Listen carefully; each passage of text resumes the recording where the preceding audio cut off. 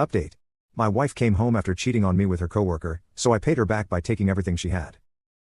Candace continued with her shady activity, so one day I decided to stay up and check her phone after she went to sleep.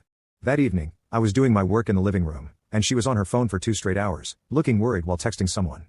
I didn't ask because she was only going to lie straight to my face. After an hour, she was inside our bedroom, sleeping peacefully.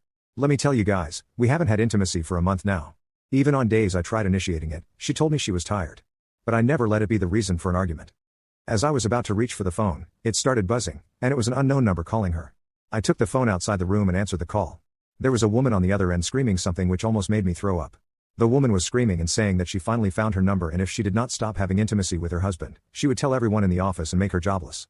As soon as she finished her sentence, I told her I was her husband, and there might be some misunderstanding.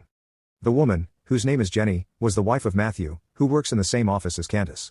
She gave me her address and asked me to meet her, as there was something she wanted me to know. Let me tell you guys, that the worst thing to experience in life is getting hit in the back by the person who took an oath to be there for you for the rest of your life. All this while, I was praying and wishing that all my assumptions turned out to be false. I loved her, and I didn't want to think that on days she refused to sleep with me, because she was busy sleeping with her colleague. The next day, I went to meet Jenny. She was pregnant and younger than me and Candace, which made me feel bad for her. She was 8 months pregnant. She told me that her husband was cheating on her with Candace. Her eyes were teary, and for some reason, I couldn't cry. I felt only one emotion, which was anger. It felt sad and a very cruel thing to do to your pregnant wife, and my wife was a part of it. She opened the tab, and it had images of Matthew and Candace. Not just pictures, but a video of them having intimacy. Jenny had got those videos from Matthew's phone the last evening, and they had a confrontation. That was the reason Jenny was worried and texting someone last evening. I felt bitter taste in my mouth and cried my heart out. I asked her to send me all those pictures and promised her that Candace would suffer for wrecking her house. She told me that she was going to file for divorce, but I intentionally asked her to wait a few days so she could enjoy the disaster as well.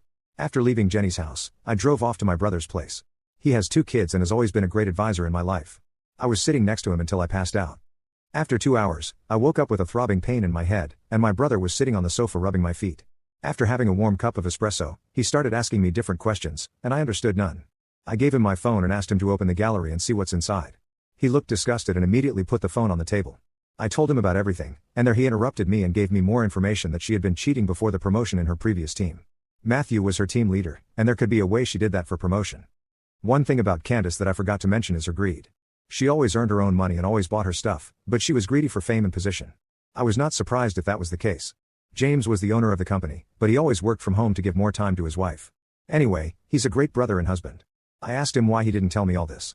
He said he was investigating into the matter and didn't want to take any action based on rumors. He didn't have any evidence to prove his point, so he remained shut. I drove off home and had already practiced acting normal like nothing had happened before. As I went in, Lily came running towards me, and I held her in my arms, giggling. Candace walked towards me, and told me happily that she made my favorite lasagna. I felt like throwing up after dinner. Well, it was hard to eat with her, and I wanted to put an end to this as soon as possible.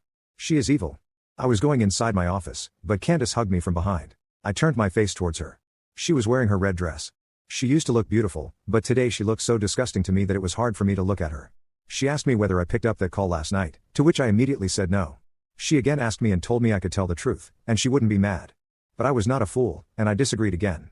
I was following her path of lying and gaslighting the situation. She pushed me onto the bed and whispered in my ear that Lily had slept.